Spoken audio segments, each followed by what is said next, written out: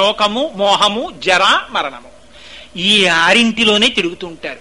కానీ ఎవరు సుబ్రహ్మణ్యేశ్వర స్వామి వారి పాదములు పట్టుకుంటున్నారో అటువంటి వారిని ఈ షడూర్ముల నుంచి ఉద్ధరిస్తాడు ఆయన. అందుకని ఆయనకి షడాననుడు, 6 ముఖములతో ఉంటారు. సుబ్రహ్మణ్యేశ్వర స్వామి వారు నెమలి మీద కూర్చుంటారు. ఈ నెమలి ఎక్కడిదో తెలుసా అండి? గరుత్మంతుడు ఆయనకి పట్టాభిషేకం జరుగుతున్నప్పుడు ఇచ్చారు, తర్వాత తారకాసుర సంహారం చేశారు. ఏమంటే నెమలి మీద కూర్చోవడం ఏమిటి? ఇటు కూర్చోడానికి ఓ సింహాసనం లేదా? అంత పార్వతీ పరమేశ్వరుల పుత్రుడు ఇటు ఏమీ లేనట్టు నెమలి మీద కూర్చోవడం ఏమిటి? ఆ నెమలి ఏం నడుస్తుంది? ఈయనేం కూర్చుంటారు? ఎందుకు ఈ అల్లరంతా అంటే నెమలి ఒక గొప్ప విచిత్రం. పైగా మీరు సుబ్రహ్మణ్యేశ్వర స్వామి వారి మూర్తిని చూడండి, ఎద్దులు మూట కట్టేస్తుంది. చేతిలో ఇలా శక్తి ఆయుధాన్ని పట్టుకుని ఉంటారు, ఒక శూలం పట్టుకుని ఇలా విభూతి రేఖలు పెట్టుకుని, చేతిలో ఒక ధ్వజం ఉంటుంది, పతాకం, దాని మీద కోడిపుంజోటు ఉంటుంది, కుక్కుట ధ్వజం ఉంటుంది.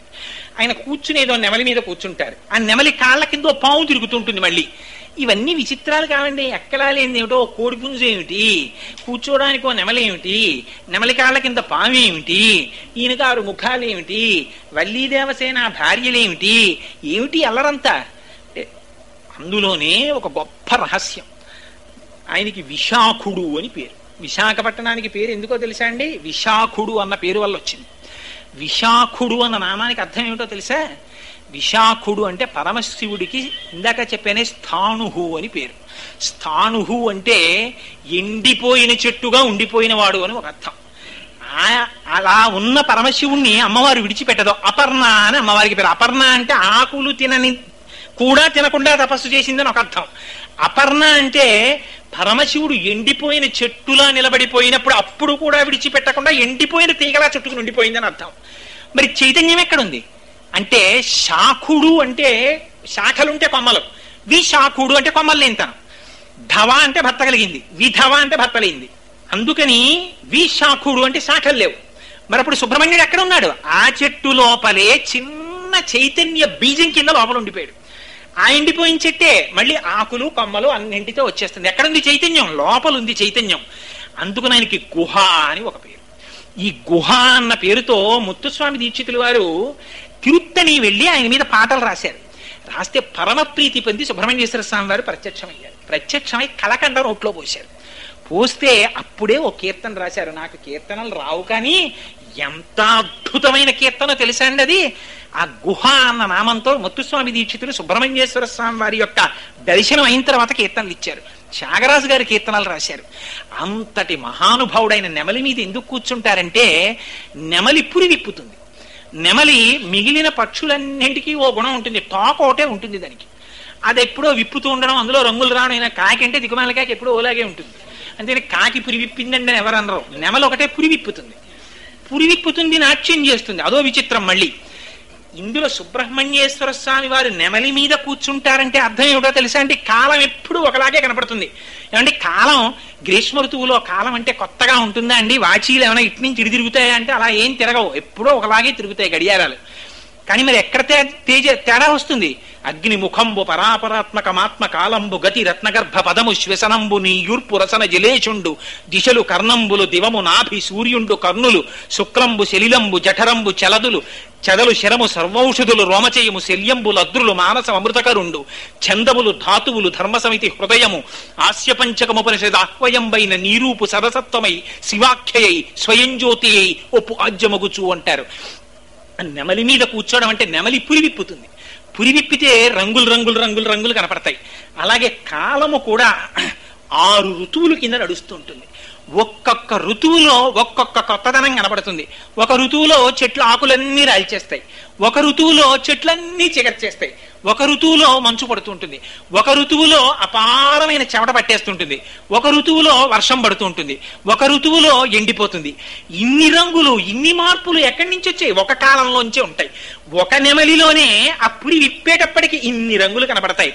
అంటే కాలమనేటటువంటి నెమలి ఆయన స్వాధీనంలో ఉంటుంది. మనమందరం కాలగతులం అయిపోతాం. అంటే కాలములో పుట్టి కాలములో పడిపోతాం. ఎప్పుడు పుట్టాడండి కోటేశ్వరరావు? 14/7/1959. ఒకనాడు ఈ శరీరం పడిపోతుంది. పడిపోయిన తర్వాత వీడిలో ఫోటో ఎక్కుతుంది గోడ మీదకి. అప్పుడు మా అబ్బాయి దాని పక్కన ఇంకొకటి రాసి డేట్ వేస్తాడు. అలా కానీ ఇవన్నీ ఎప్పుడు వచ్చాయి? కాలంలో వచ్చాయి, కాలంలో వెళ్ళిపోతున్నాయి. అది కాలములో వచ్చి కాలములో వెళ్ళిపోయేది కాదు, అది ఎప్పుడు ఉండే తత్వం. అందుకని పార్వతీ పరమేశ్వరుల పుత్రుడు, పార్వతీ పరమేశ్వరులు ఒకనాడు ఉండి ఒకనాడు వెళ్ళిపోయిన వారు కాదు. మరి సుబ్రహ్మణ్యుడు ఎప్పుడో వచ్చాడు కదండి. అంటే రహస్యం ఎక్కడుంది? మెరుపు ఎక్కడుంది? మబ్బులోనే ఉంది. మబ్బులో లేని మెరుపు ఎక్కడి నుంచి వచ్చింది? కానీ రెండు మబ్బులు దగ్గరికి రావాలి. సౌదామిని అంటారు. నీలి ఆకాశం మీద రెండు నల్లటి మబ్బులు వచ్చి తగిలికున్నాయి అనుకోండి, ఒకదాన్నొకటి, మధ్యలో పెద్ద మెరుపు వస్తుంది. ఈ మెరుపు శక్తి. దీని జ్ఞాన ప్రకాశంలో మీకు అన్ని వస్తువులు కనపడతాయి. అలా పార్వతీ పరమేశ్వరుల యొక్క సమాగమంలో జ్ఞానశక్తి ఆవిర్భవించింది. అది సుబ్రహ్మణ్యుడు. ఆయన చేతిలో శక్తి ఉంది. ఏమిటా శక్తి? శూలాయుధం. అదే ఇచ్ఛాశక్తి, జ్ఞానశక్తి, క్రియాశక్తి. ఆయన పాదములు పట్టుకున్న వాడికి అన్ని శక్తులు వచ్చేస్తాయి. అందుకని సుబ్రహ్మణ్య ఆరాధన గొప్ప ఆరాధన.